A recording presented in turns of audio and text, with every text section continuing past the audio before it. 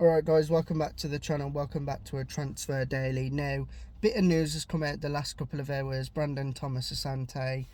Stoke City have had 2 bids rejected for the striker. Now, the first bid was apparently 2 million and then the second bid was for £2.5 million, which to be honest is a bit of an insult. You know, he's a great player. I think Stoke are definitely looking at our financial situation and trying to make the most of it. Obviously, they're entitled to do that. You know, the club at the moment financially, as you all know, not very stable, struggling for a lot of money. So I think Stoke have looked at that and offered 2 million, which doesn't even buy his left boot in my opinion. You know, when we signed Asante from Salford, you know, it was a massive jump up for him in the league he was in to the Championship, but last season he scored 7 goals for us, and I know that doesn't sound like a lot, but you've got to think from the jump up what he's made. Not only that, his work rate was absolutely fantastic. It always has been, still is. He's already on 3 goals this season if you include the cup, 2 in the league, 1 in the cup. And I absolutely love Brandon Thomas Asante. He's one of my favourite players at West Brom. Always gives his all in the shirt, and my fear is if Stoke go up to about 5 million, then I can see the club accepting it, but in my opinion, Asante in today's market is worth at least between 7 and 10 million. I think he's, call me deluded, but he's absolutely brilliant. You know, like I keep saying, the jump up he's made from Salford to West Brom, he's adjusted to the league fairly well. Always gives his all. Now, it is said that West Brom have obviously rejected it and said that what they've offered is way below the market value they believe him to be worth. And it is said that West Brom do want to keep Asante. They don't want to. They've got no interest in selling him.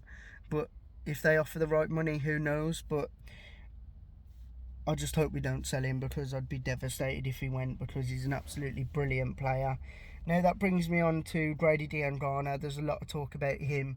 A lot. Just to mention as well, Stoke City aren't the only club interested in Asante. There's several other clubs interested. No names were mentioned, but there is other clubs interested in signing him before the deadline. Now, Grady Diangana, like I was saying, again, this is someone who the club apparently do want to sell, and there is a lot of interest and admirers of Grady Diangana. He was absolutely brilliant for us under that season with Bilic when we had Pereira, but ever since then I don't think he's really found his feet. I still think he's got a lot of potential. Would I be sad if Diangana went? Probably not. I think it's probably the right thing, you know, a fresh start for him, get a bit of money for us to lower the wage bill as well. There is a lot of clubs interested. There was clubs from Saudi Arabia interested at one point, but I do think that's one player who we will definitely see leave before the end of the window. And it's a shame really, because when we signed him from West Ham, I was expecting a bit more. I know he did well under Bilic, but like I say, since then he just hasn't found his feet. If we can get 4 or 5 million for him, I think that's good for us, because, you know, we do need the money, but we don't want to be selling players who, like Asante. I think Asante is a bit more important than Diangana at the moment. But I do think Diangana will leave before the end of the window. Another thing I saw was Reggie Cannon. Now, he's a right back / right wing back, and he is one of the players on our list. I'm not sure if it'll be a permanent or loan. Don't know too much about him. I know he played for Dallas.